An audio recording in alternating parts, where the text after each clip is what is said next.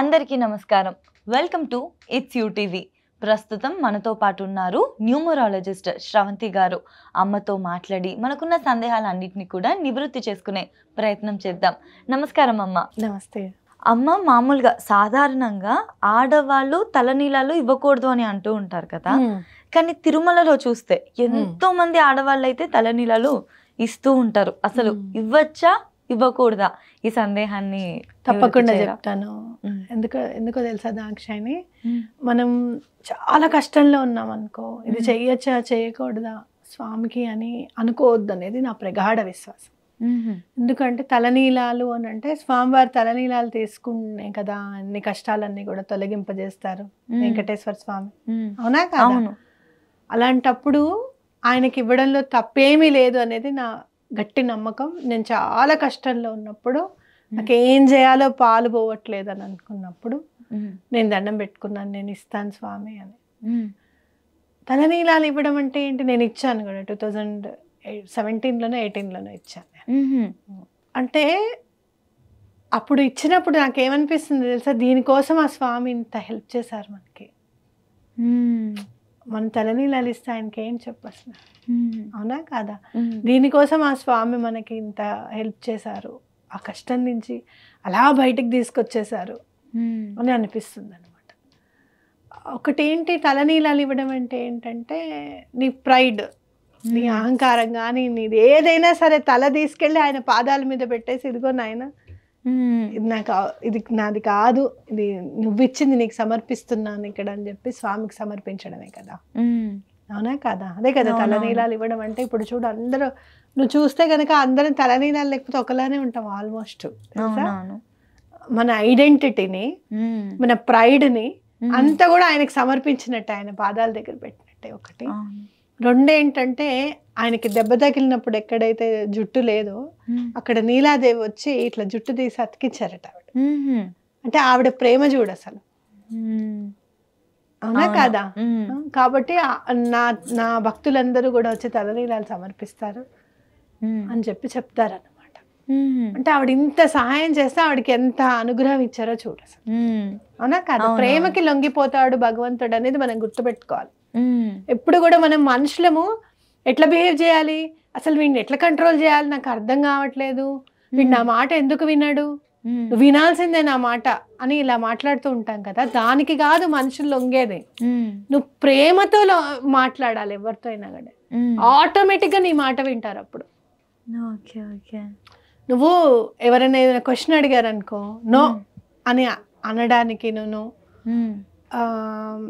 May not be అనడానికి ఎంత తేడా ఉంటుంది. పొలైట్నెస్ అనేది మేబీ నాట్ పాసిబుల్, విత్ నా వల్ల కాదేమో అనుకుంటున్నాను అని చెప్పడానికి, నేను చేయను అని చెప్పడానికి చాలా తేడా ఉంటుంది. అది మనం గుర్తుపెట్టుకోవాలి, అవునా కాదు? అంటే ఏంటంటే ఇట్లాంటివన్నీ కూడా నీకు సమర్పించేస్తున్నాను స్వామి, నిష్కల్మషమైన భక్తి ని నాకు ఇవ్వు, నేను ముందుకెళ్తాను అని చెప్పడమే తలనీలాల్లో ఉన్న అంతరార్థం అనేది నా నమ్మకం. కాబట్టి అది ఆడైతే ఏంటి, మగ అయితే ఏంటి, ఆడదానికి అహంకారం లేదా, మగవాడికి అహంకారం లేదా, ఎక్కడ ఉండదు చెప్పు. అదొకటి. రెండోది, కష్టం వచ్చినప్పుడు అది ఎవరు తీరుస్తారు, ఎలా తీరుస్తారు అర్థం కానప్పుడు మనసు చెప్పింది అనుకో, ఆయనకి తలనీలాలు ఇవ్వు అని చెప్పినప్పుడు అది తప్పు ఎట్లా అవుతుంది? ఇంకా ఇక్కడ జెండర్ డిస్క్రిమినేషన్ నాకు ఇష్టం ఉండదు ఈ తలనీలాల దగ్గర మాత్రం. నువ్వు ఆడపిల్లవి కటింగ్ చేసుకోకూడదు, మంగళవారం నాడు నువ్వు పార్లర్కి వెళ్ళకూడదు. మేము మా అమ్మ వాళ్ళతో చెప్పేవాళ్ళం, అమ్మ అది పార్లర్ అమ్మ, బార్బర్ షాప్ కాదు అట్లా అనుకొని అనేవాళ్ళం మేము. జుట్టు కత్తిరించేది ఏదైనా అంతే, వెళ్ళడానికి వీల్లేదు అనేది మా అమ్మ. అసలు ఎప్పుడు మేము పార్లర్కి వెళ్ళిన దాఖలాలు లేవు అసలు మా చిన్నప్పుడు మాత్రం. ఎప్పుడన్నా కింద కొసలు కట్ చేసుకుంటే పెరుగుతుందటమ్మా అని అన్న, కింద లాస్ట్ కొసలు అంటారనమాట, అవి ఎండింగ్స్ కట్ చేసుకుంటే పెరుగుతుందమ్మా అంటే, అలాగా అని చెప్పి మా అమ్మే బయట నుంచోబెట్టి కట్ చేసేది, కానీ మమ్మల్ని పార్లర్కి పంపించేది కాదన్నమాట. కాబట్టి అట్లా మంగళవారం చేసుకోకూడదమ్మా, మనం శుక్రవారం నాడు జుట్టుని చేసుకోకూడదు, జాగ్రత్త అలాంటివి ఓకే. ఆడవాళ్ళతో గుడ్డుని ఎప్పుడు చేసుకుంటారు, భర్త లేనప్పుడే కదా, అలాంటివి అది ఓకే. కానీ ఇక్కడ మనకి వెంకటేశ్వర స్వామి దగ్గర మాత్రం అదేమి ఉండదు అనేది నా ప్రగాఢ విశ్వాసం. అది అసలు ఎట్లా అంటే నన్ను ఆ రోజు నేను 2014లో నేను దండం పెట్టుకుంటే 2017లో 18లోనో నేను మొక్కు తీర్చుకున్నా. ఆ 2014లో నన్ను ఎట్లా బయటకు తీసుకొచ్చారు స్వామి అంటే అట్లా బయటకు తీసుకొచ్చారు. మరి ఆ కష్టం నుంచి, అన్ని కష్టాల నుంచి బయటకు పడేసిన తర్వాతనే నేను వెళ్ళి తల్లినాలు ఇవ్వగలిగాను. అంటే ఇప్పుడు కాదే, ఇంకా ఉన్నాయి ప్రాబ్లమ్స్, అవన్నీ వెళ్ళిపోయిన తర్వాత నువ్వు ఆనందంగా వచ్చి ఇవ్వు అని చెప్పారు అనిపించింది నాకు. అప్పుడు నేను తలనీనాలు ఇచ్చినప్పుడు అంత జుట్టంతా చూస్తే దీనికోసం ఆ స్వామి నన్ను ఇన్ని బాధల నుంచి నన్ను గట్టెక్కిచ్చేసావు నువ్వు అని నాకు అనిపించింది అనమాట. కాబట్టి ఇక్కడ మాత్రం నో జెండర్ డిస్క్రిమినేషన్, అవునా కదా? అంతే. అంత కొన్నంత సమస్యల నుంచి బయట కొండంత అండ ఆయన కలవ వెంకట నాయక, కలియుగ దైవం. ఆయన దగ్గర నేను ఆడదాన్ని, నేను తలనీళ్ళు ఇవ్వద్దు, నేను గుండు చేయించుకోకూడదు, అవన్నీ నేనైతే ఈ ఒక్క విషయానికి మాత్రం ఎవరేం చెప్పినా విన్నాను నేను. ఎందుకంటే నేను అది అనుభవించాను, ఆ కష్టాన్ని అనుభవించాను, నేను దండం పెట్టుకున్నాను. కాబట్టి నేను మాత్రం ఖచ్చితంగా అలా ఎప్పుడన్నా మీకు ఎవరికన్నా ఇవ్వాలనిపిస్తే జీవితంలో ఒక్కసారైనా కానీ స్వామివారికి సమర్పించండి అనే చెప్తా నేను. ఆ రోజు మీరు అలా చెప్పించుకున్నప్పుడు మీ చుట్టూ ఉన్న వాళ్ళు ఏమైనా అన్నారా అమ్మ మిమ్మల్ని? ఏమనలేదు, మా చుట్టూ ఉన్న వాళ్ళు ఏమనలేదు. అందరూ చూసి దండం పెట్టుకునేవాళ్ళు. ఒక్కళ్ళు మాత్రం నేను ఇట్లా స్కార్ఫ్ కట్టుకుని వెళ్తుంటే, కొన్నాళ్ళు జుట్టు వచ్చేదాకా స్కార్ఫ్ కట్టుకోకు శ్రవంతి, నువ్వు ఇచ్చిందే స్వామివారికి కదా, ఉండ నీ కనపడని, ఎందుకు అట్లా స్కార్ఫ్ కట్టుకుంటావు, అట్లా వద్దని అనేవారు అనమాట. కొత్తగా ఉంటుంది, ఒక 3-4 months, ఒక 5-6 months వచ్చేటప్పటికి కాస్త మన హెయిర్ మనకు వచ్చేస్తుంది. ఓ 1-1.5 year టైం పడుతుంది కాస్త జడ వేసుకోవడానికి కానీ దేనికి కానీ టైం అయితే పడుతుంది.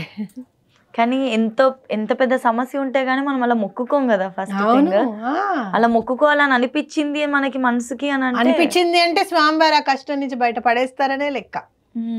అది మాత్రం పక్కా చెప్పగలుగుతారు. చాలా మంది ఎవరైతే ఈ సందేహంతో ఉండి అలా ఇవ్వకూడదు అని చెప్పేసి బాధపడుతూ ఉంటారు కదా, మొక్కుకున్న తర్వాత తెలియడం వల్ల అదొక మళ్ళీ సాటిస్ఫాక్షన్ లేకుండా అయిపోతుంది. అయ్యో నేను మొక్కుకున్నప్పుడు ఇంకేం ఆలోచించద్దు. ఆ కష్టం ఉంది, ఏ కష్టంలో ఉన్నప్పుడు నువ్వు మొక్కుకున్నావు, ఆ కష్టం తీరింది, వెళ్తున్నావు, ఇస్తున్నావు స్వామికి, అంతే. ఈ చుట్టుపక్కల వాళ్ళ గురించి నువ్వేం ఆలోచించద్దు. మా ఇంట్లో వాళ్ళు కూడా నన్ను చాలా సపోర్ట్ చేశారు. మంచి పని చేసే వాళ్ళ దండం పెట్టుకొని, సర్లే నువ్వు ప్రాబ్లం నుంచి బయటపడడమే కదా కావాలి అని.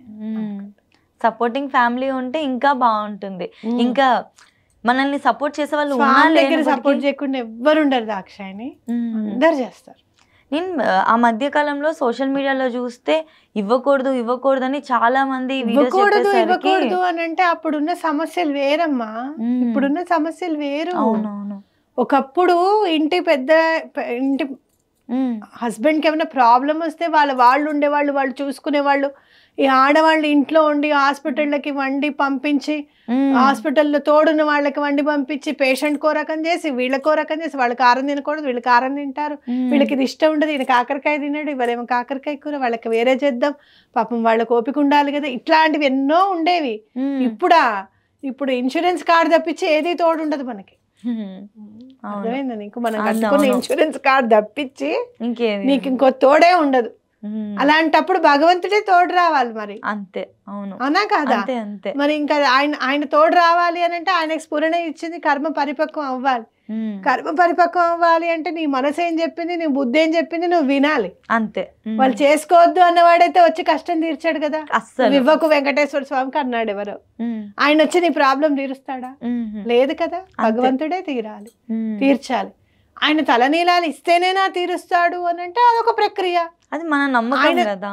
ఆయన పెట్టాడు, తిరుపతిలోనే ఎందుకు వెలిసాడు ఆయన, అక్కడే ఎందుకున్నాడు, ఆరువులే ఎందుకు పెట్టాడు, ఇక్కడ ఉంటే ఇలా చేస్తే ఈ పర్టికులర్ కొండ చాలా పవిత్రమైంది, ఇక్కడ నేను ఉంటాను, ఇక్కడ ఉంటే వాళ్ళు ఎంతో వ్యయ ప్రయాసాలు కోర్చి వెళ్ళేవాళ్ళు తిరుపతికి, అంతే కదా. ఇప్పుడు ఇవన్నీ ట్రాన్స్పోర్ట్లు అవి లేదు. సో కర్మ పరిపక్వం అవుతుందని అనే కదా ఆయన ఉన్నది అక్కడ, అవునా కాదా?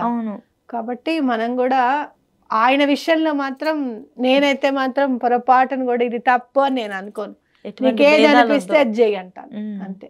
ఖచ్చితంగా అమ్మ, చక్కగా అందరికీ ఉండే ఈ సందేహం ఏదైతే ఉంటుందో ప్రతి ఒక్కరికి బయటికి చెప్పకపోయినా లోపల ఒక డౌట్ ఉంటుంది. మీరు ఎప్పటికీ బాగుంటారమ్మా. సో ఎవరికైనా ఎటువంటి సందేహం ఉన్నా చక్కగా ఇచ్చేసుకోవచ్చు అన్న ధైర్యాన్ని ఇచ్చారు, క్లియర్ చేశారు ఆ డౌట్ ని. ధన్యవాదాలమ్మా.